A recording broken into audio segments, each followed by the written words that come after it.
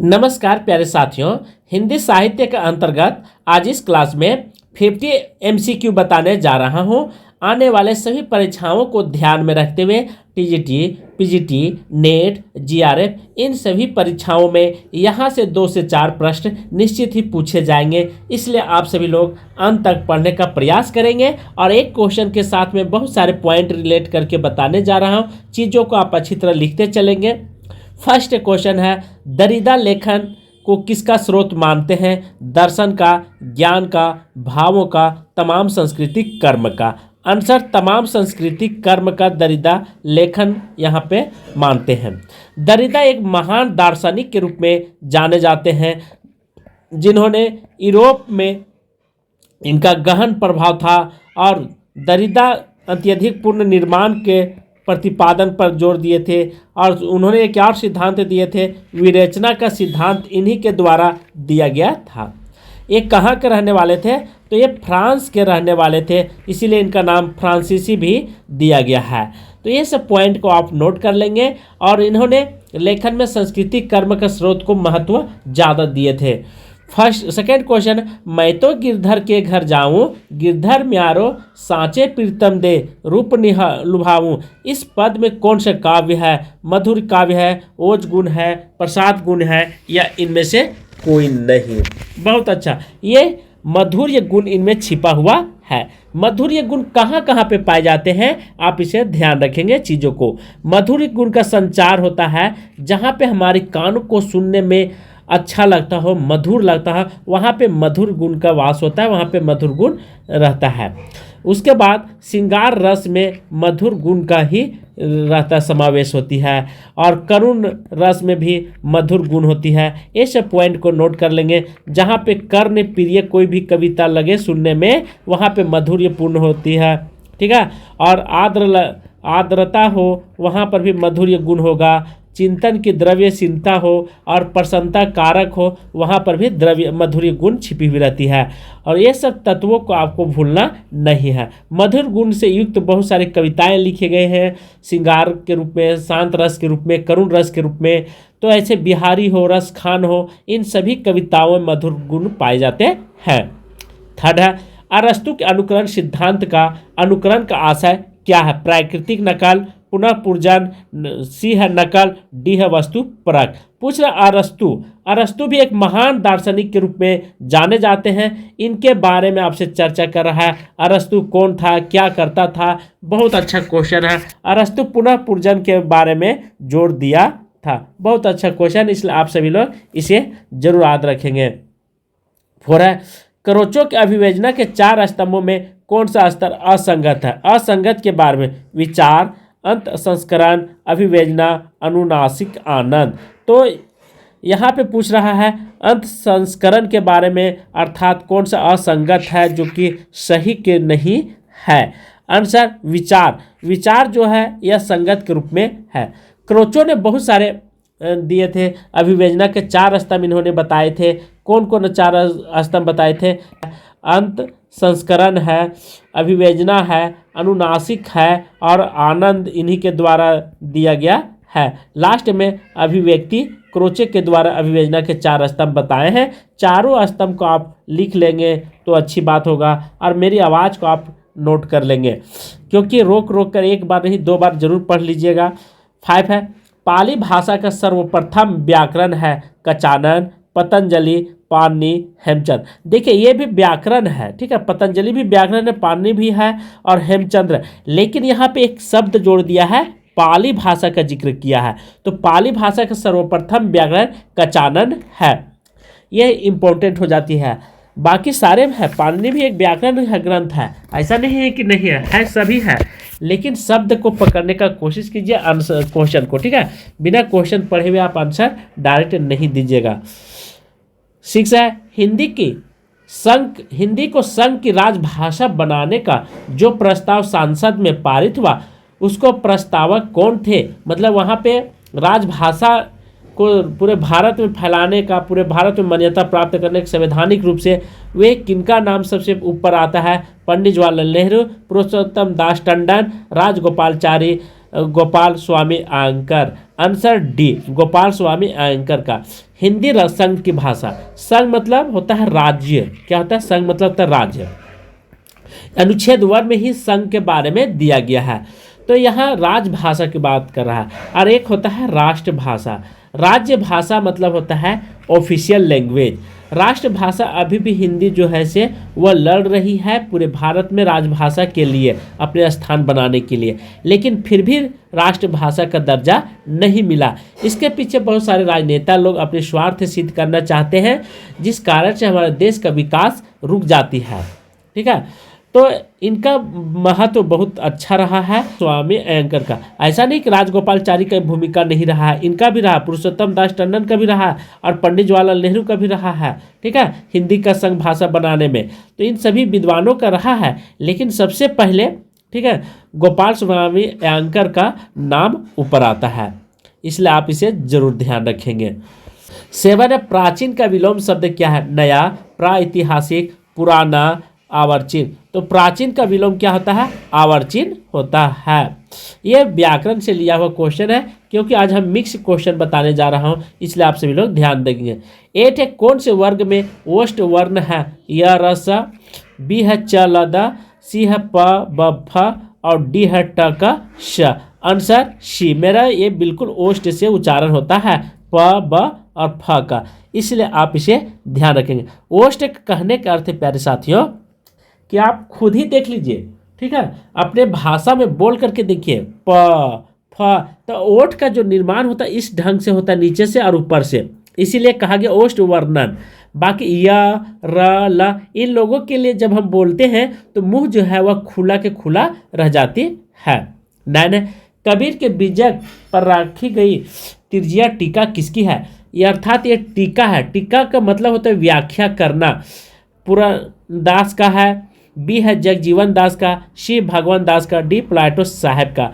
तो कबीर का बीजक किनका है? तो यह पुरनदास का है। ठीक है, तो पुरनदास का बहुत सारे लिखे हैं और बहुत सारे कृतियां हैं, तो ये सब ध्यान रखेंगे। बाकी महाराष्ट्र में भक्तों में किनका नाम सबसे ऊपर आता है? सूरदास, तुलसीदास, मीराबाई, नामदेव का। तो महाराष्ट्र में सबसे ऊपर नामदेव जी का आता है। बहुत इंपॉर्टेंट हो जाती है, क्योंकि सूरदास भी थे, तुलसीदास भी, मीराबाई, पर यहाँ पे पूछ रहा है महाराष्ट्र के क्षेत्र में। ठीक है, महाराष्ट्र से बिलोंग कौन करते थे जिनका। 11 खेत कुतुकम किसकी रचना है? रहीम का, रश खान का, कवि गंग कवि का, डी है दादू दयाल का। तो खेत कुतुलम किनकी रचना है? ये रहीम दास की है। खेत कुतुलम के अलावा इनकी और बहुत सारे रचना है, जैसे नगर शोभा इन्हीं की रचना है, ये भी इम्पोर्टेंट है। चीज़ों का आप लिख लेंगे। उसके बाद बेरवे रामायण के बारे में पूछेगा, तो बेरवे रामायण इन्हीं के द्वारा लिखी गई है, बेरवे रामायण भेद। ठीक है, उसके बाद रहीम दोहावली इनका ही रचना है, किनका? तो रहीम दास का दोहावली।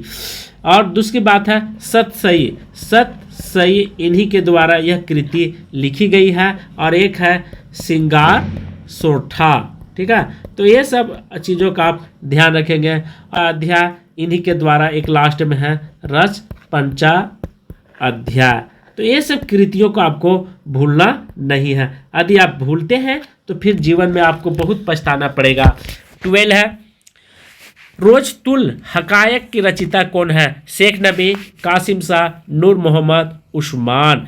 तो रोजतुल की रचना के बारे में यहाँ पे चर्चा कर रहा है, नूर मोहम्मद है। कौन है? नूर मोहम्मद। नूर मोहम्मद के द्वारा बहुत सारे कृतियाँ लिखी गई है। चंद्रावती जो है यह 1744 ईस्वी में नूर मोहम्मद के द्वारा लिखा गया था। अनुराग बावसरी ये भी कृति इन्हीं के द्वारा लिखी गई है, ये भी ध्यान रखेंगे, 1764 ईस्वी में नूर मोहम्मद के द्वारा। और एक है चित्रावली। चित्रावली जो है इन्हीं के द्वारा 1613 ईस्वी में, जो ये उस्मान के द्वारा लिखी गई थी ये कृतियाँ।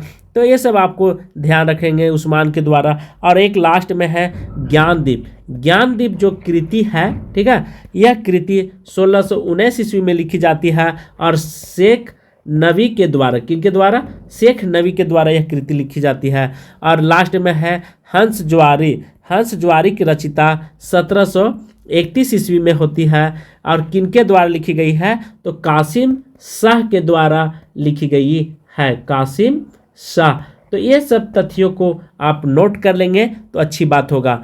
13 है, सुरसागर का सबसे मर्मस्पर्शी और वाग्देयपूर्ण अंश है संयोग श्रृंगार वर्णन, बी है बाल वर्णन, सी है प्राकृतिक वर्णन, डी है भ्रमर गीत। आंसर भ्रमर गीत जो है सबसे सुरसागर में मर्म है, बहुत ही अच्छा आपको लगेगी पढ़ने में। जा करके सुरसागर पढ़े जरूर और अध्ययन करें कि सुरसागर के बारे में क्या लिखा गया, आखिर इतना इस क्वेश्चन को इतने फोकस क्यों किया गया है भ्रमर गीत पर, ये भी आपको ध्यान रखना होगा। इनकी व्याख्याता हजारी प्रसाद द्विवेदी ने लिखा है सूरदास के बारे में, ठीक है, कि ब्रज भाषा का प्रथम कवि कौन है, तो सूरदास को मानते हैं, ठीक है, कौन, हजारी प्रसाद द्विवेदी जी। ये भी इम्पोर्टेंट हो जाती है। प्रथम कवि लीला गान का महान सुरसागर का उपाध्याय भागवत पुराण का 10वें स्कंद में है।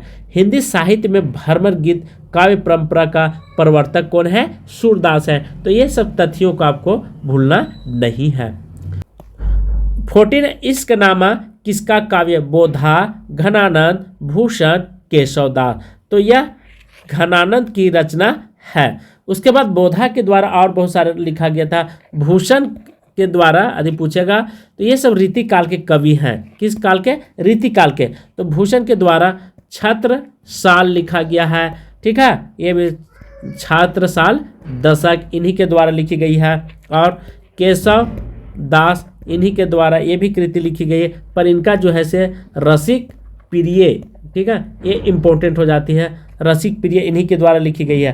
तो ये सब 3-4 कृतियों का आपको भूलना नहीं है। 15 हिंदी साहित्य इतिहास का 1850 से 1900 ईस्वी के काल को किस नाम से अभिहित करते हैं, द्विवेदी युग, भारतेंद्र युग, शुक्ल युग, छायावादी युग। 1850 से 1900 ईस्वी के काल के बारे में चर्चा किया है। तो यह सिंपल सी बात समझ लीजिए कि 1850 में तो भारतेंदु का जन्म हुआ था, इसलिए यह भारतेंदु युग कहलाता है। इसके बाद द्विवेदी युग का समय सीमा यदि आपसे पूछेगा प्यारे साथियों, तो 1900 ईस्वी से 1918 ईस्वी द्विवेदी युग चलता है, और शुक्ल युग जो है और छायावादी युग 1918 से 1936 ईस्वी तक चलती है। इस तरह से हमने पूरे विस्तार से बता दिया हूँ, इसलिए आप इसे नोट कर लेंगे। 16 बालकृष्ण शर्मा नवीन का सर्वप्रथम प्रकाशित काव्य संग्रह है, रसीम रेखा, उर्मिला, क्वासी या कुमकुम। तो बाल कृष्ण का सबसे इम्पोर्टेंट है कुमकुम, ठीक है, ये ध्यान रखेंगे, मोस्ट इम्पोर्टेंट हो जाती है कुमकुम के बारे में आपको ध्यान रखना होगा। 17 है मेरी भव बाधा हरो। यह कविता और लंबी है, लेकिन आपको यहाँ पे थोड़ा सा दिया गया है पकड़ने के लिए, तो इस पंक्ति को मैं पूरा कर देता हूँ। मेरी भव बाधा हरो, राधा नागर सोई, जा तन की झाई परे, श्याम हरित दुत होई। कहने का अर्थ है कि मेरी भव बाधा अर्थात मेरी संसार की बाधा को दूर करो। ये प्रभु श्री राम से, कृष्ण से मांग रहे। राधा जी बोलते हैं राधा नागर सोई होई, मतलब वह राधा, मतलब राधा मतलब नागर मतलब होता है यहाँ पे सुंदर, और नगर वधु मतलब होता है जैसी शोभा वाली, ठीक है, तो ही मेरी सहायता करे। जा तन की झाई पड़े, मतलब जिसके शरीर पर छाया अर्थात छवि पड़े। श्याम हरिदूत होई, तो श्याम मतलब कृष्ण जी कैसे थे, छाया के जैसे थे, श्याम वर्ण के थे, तो इसीलिए राधा कहती है राधा के प्रेम में रंगा हुआ हो। तो ये सब आप ध्यान रखेंगे। तो मैं फिर से बता देता हूँ, हे राधा रानी मेरी संसार की बधाएं हर लो, आप ही वह सुंदरी हैं जिनके तन की छाया मात्र से श्री कृष्ण का श्याम रंग भी हरित हो जाता है। अर्थात आप इतनी प्रभावशाली हैं कि स्वयं भगवान श्री कृष्ण भी आपके प्रेम में अपना रूप बदल लेते हैं। ऐसी महाशक्ति वाली राधा मेरी भी रक्षा करें। यह इसमें श्रृंगार रस छिपा हुआ, भक्ति और श्रृंगार रस का अद्भुत मेल है इस कविता में, तो ये सब ध्यान रखेंगे। और यह कविता जो है बिहारी के द्वारा लिखी गई है, 700 दोहों का संग्रह है। और कहाँ से उठाई गई कविता है, तो सतसई से यह पंक्ति ली गई है, ये भी इम्पोर्टेंट हो जाती है। श्रृंगार रस का बिजोड़ इसमें आपको देखने को मिलेगा। तो इन सभी तथ्यों का आपको ध्यान रखिएगा। 17 है 18, राम की शक्ति पूजा की रचना निराला जी ने कब की थी? 1936, 1937, 1938, 1935 में। राम की शक्ति पूजा 1936 ईस्वी में किए थे। दोस्तों, राम की शक्ति पूजा में यह एक कविता है, ठीक है। इसमें भगवान श्री राम के बारे में चरित्र चित्रण और रावण के बारे में किया गया है, ये ध्यान रखेंगे। कुछ पंक्तियां आपको मैं बता देता हूं, इसी से रिलेटेड है। हे महाशक्ति दुर्गे माँ, तुम्हें नमामि, विजय के लिए वरण किया राम ने, शक्ति का किया अर्चन, किया पूजन, किया हवन। हाय, एक फूल कम पड़ गया, एक दोष रह गया, राम का मन कांप उठा, क्या इसी में विजय रुकेगी? तो ये पंक्ति का अर्थात राम रावण के युद्ध करने से पहले देवी दुर्गा की पूजा करते हैं। उन्होंने 108 नील कमल चढ़ाने का संकल्प लिया, लेकिन एक कमल जो है वह शेष रह जाती है। वे सोचते हैं मुझे तो कमल नयन कहाँ गया है, और क्या अपना नेत्र चढ़ा दो? जैसे ही वे अपना नेत्र चढ़ाने की तैयारी करते हैं तो देवी प्रकट होती है, माँ देवी, और देवी उनकी भक्ति और साहस में प्रसन्न हो जाते हैं और उन्हें आशीर्वाद देती हैं विजय भवा का। तो इस तरह से राम की शक्ति पूजा कविता निराला के द्वारा लिखी गई है। बहुत अच्छी कविता है, आप उसे जाकर के जरूर पढ़ेंगे। अजातशत्रु नाटक प्रकाशित कब हुआ था? 1922 ईस्वी, 1926, 1930, 1931 में। तो अजातशत्रु जो नाटक यह लिखी गई है 1922 ईस्वी में कृति लिखी गई है। यहाँ पे ये कृति किनके द्वारा यह नाटक लिखा गया? तो जयशंकर प्रसाद के द्वारा। इनका जन्म 1889 ईस्वी में। लेकिन जयशंकर प्रसाद के द्वारा लिखी गई नाटक आप मंचाधीन नहीं कर सकते हैं, मंच पर नाटक नहीं खेल सकते हैं। इनकी नाटक में बहुत बड़ी खामी पाई गई है। इनके द्वारा सज्जन नाम करके एक नाटक लिखी गई थी। इनका समय सीमा 1910 ईस्वी हो जाती है। कल्याणी का यदि समय सीमा यदि आपसे पूछेगा तो कल्याणी का समय सीमा आप ध्यान रखेंगे, इनका समय सीमा 1912 ईस्वी होती है। और करुणालय इन्हीं के द्वारा लिखा गया है, जिनका समय सीमा 1912 ईस्वी ये भी हो जाता है। प्रायश्चित इन्हीं के द्वारा लिखा गया है, ये भी इम्पोर्टेंट है, और समय सीमा 1913 ईस्वी। और राजश्री इन्हीं के द्वारा लिखी गई है, जो राजाओं के बारे में। इनका नाटक 1915 ईस्वी। एक और रहता है नज्ञ अज्ञ, 1926 ईस्वी में लिखी गई अंतिम नाटक होती है। तो इस तरह से जयशंकर प्रसाद ने नाटक लिख करके एक गद्य विधा का बहुत ही महत्व दिए हैं, मतलब ऊंचाइयों तक पहुंचाने का काम किए हैं। 20 अछनन या मधुमेह देश हमारा, यह पंक्ति कहाँ से लिया गया? ध्रुव स्वामी, स्कंदगुप्त, चंद्रगुप्त, अजातशत्रु। तो अछनन यह मधु देश हमारा, यह पंक्ति चंद्रगुप्त से उठाया गया पंक्ति है। बहुत अच्छा है। यह भी एक नाटक है, और यह नाटक किनका है? तो जयशंकर प्रसाद के द्वारा यह नाटक लिखी गई है। ये भी आप ध्यान रखेंगे, क्योंकि ध्रुव स्वामी, स्कंदगुप्त, अजातशत्रु ये सब जयशंकर प्रसाद के द्वारा ही लिखी गई, पर चंद्रगुप्त में यह पंक्ति दिया हुआ था। यह पंक्ति और आगे लंबी है, तो इसे भी मैं बता देता हूँ। 21 है अमरकांत प्रेम के किस उपन्यास का पात्र था? एक अमरकांत करके एक पात्र था, किसमें था? रंगभूमि में, कर्मभूमि में, गबन में, सेवा सदन में। तो अमरकांत नाम का जो व्यक्ति था वह किसमें पाठ किया था, किस जगह पे था? यह कर्मभूमि में था, ठीक है। अमरकांत ये इंपॉर्टेंट हो जाती है। और बहुत सारे रंगभूमि के पात्र भी मैं बता देता हूँ। जैसे सेवा सदन की यदि बात करेगा तो सेवा सदन में बहुत सारे हैं, जैसे सुमन हैं, ठीक है, इन्हीं के हैं, और गजाधर इन्हीं में थे, और कृष्ण चंद, शांता, ये सब सेवा सदन के पात्र थे। और गबन के बात करेगा तो आप याद रखेंगे जलपा, ठीक है। उसके बाद रामनाथ इन्हीं के पात्र माने जाते हैं। रतन इन्हीं ने पाठ, ये सब तीनों पात्र हैं। और एक लास्ट में है जोहरा, तो ये गबन के पात्र हैं। उसके बाद रंगभूमि में 3-4 हैं, जैसे सूरदास थे, रंगभूमि में है, ये भी इम्पोर्टेंट हो जाता है। कभी पूछेगा सूरदास कहाँ पाठ किए थे, और एक सोफिया नाम करके थे, यहीं पे थे, ठीक है, रंगभूमि में पात्र किए थे। और एक भरत सिंह, ये सब पाठ किए थे। तो ये सब पात्र का नाम ध्यान रखेंगे। और एक महेंद्र नाम करके थे, वो रंगभूमि में थे। तो इन पात्रों के नाम भी आप याद रखेंगे। 22 कहानी नई कहानी पुस्तक के लेखक कौन है? देवी शंकर अवस्थी, राजेंद्र जाधव, नामवर अज्ञ। तो कहानी नई कहानी पुस्तक के लेखक के बारे में आपसे चर्चा कर रहा है। आंसर नामवर है। नामवर इनका कृति है, इन्हीं के द्वारा यह कहानी लिखी गई है। और बहुत सारी कृतियाँ और भी लिखी गई है, पर आपको उतना ध्यान देने की जरूरत नहीं है।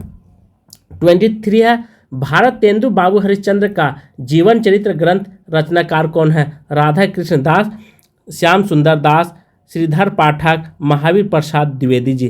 तो भारत तेंदु बाबू हरिश्चंद्र का जीवन चरित्र का रचनाकार कौन है? आंसर यहाँ पे ध्यान रखेंगे राधा कृष्ण दास जी है। राधा कृष्ण दास के द्वारा बहुत सारे कृति लिखी गई थी 1940 में, ठीक है, राधा कृष्ण दास के द्वारा लिखी गई है। उसके बाद प्राचीन पंडित कवि 1918 में प्रसाद द्विवेदी के द्वारा लिखी गई थी। कब? 1918 ईस्वी में लिखी गई है प्राचीन, ठीक है, प्राचीन पंडित कवि, ये इन्हीं के द्वारा लिखी गई है, महावीर प्रसाद द्विवेदी के द्वारा लिखी गई है। 24 बनारस अखबार का प्रकाशन शुरू हुआ 1840, 1841, 1844 और 1845।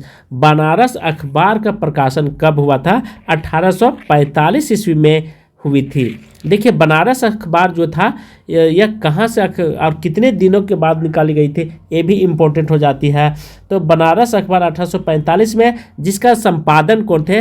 राजा शिव प्रसाद सितारे हिंद के द्वारा यह निकाली गई पत्रिका थी। और उदंड मार्तंड यदि आपसे पूछेगा उदंड मार्तंड का समय सीमा, तो आप लगाएंगे 30 मई, ठीक है, 1826 ईस्वी को। इसीलिए 30 मई को यह कलकत्ता से निकलती थी और यह 30 मई को पूरे भारत में पत्रकारिता दिवस के रूप में मनाया जाता है।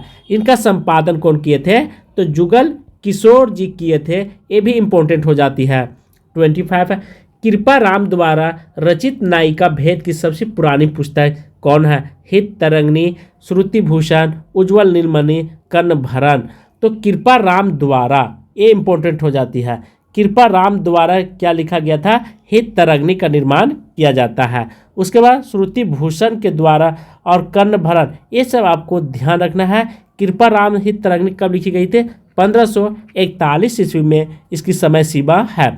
यह रीति निरूपक कवि के रूप में जानी जाती है और पुरानी पुस्तक मानी जाती है।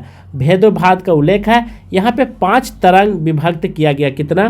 5, ठीक है, तरंगों में विभक्त किया गया है। और विभक्त के साथ साथ यह रचित सतसई काव्य परंपरा का प्रथम ग्रंथ है। उज्ज्वल नीलमणि और रूप गोस्वामी, कर्णभरण, गोविंद इन्हीं के द्वारा लिखी गई है, कृपा राम के द्वारा। तो आज की क्लास में यहीं पे समाप्त कर रहा हूँ। थैंक यू, धन्यवाद।